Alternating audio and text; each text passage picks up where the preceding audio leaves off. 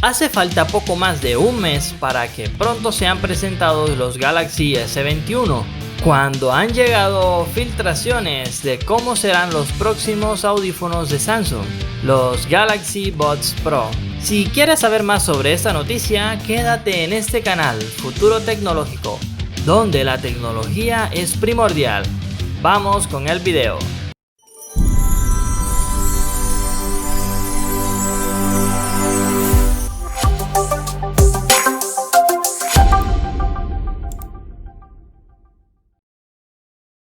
Precisamente el joven Evan Blass, que es un filtrador confiable, ha sacado a la luz un par de imágenes que sugieren cómo vendrían oficialmente los nuevos auriculares de la marca Samsung.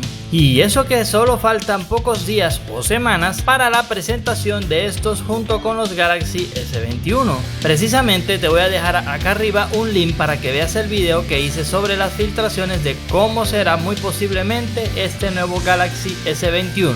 Ahora, como vemos en estas imágenes, la caja de auriculares va a ser similar a las de la generación de este año, teniendo la marca Samsung en relieve junto con la colaboración con AKG. Vemos también que vendrá con un LED que suponemos que va a ser el indicador de carga de esta cajita, y muy probablemente esta cajita será compatible con carga inalámbrica. Este muchacho me llena de orgullo.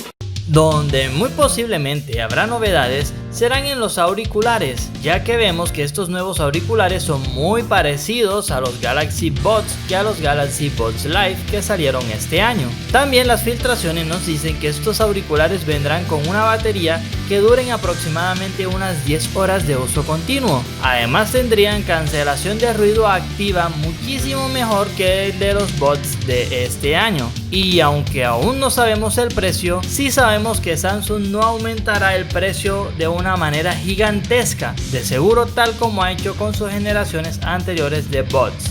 Solo nos queda esperar al próximo evento de Samsung en enero del año 2021 y ver qué sorpresas nos puede traer esta empresa. ¿Neta me lo juras? Ahora vamos con el meme del video, yo probando los audífonos que me compré en oferta.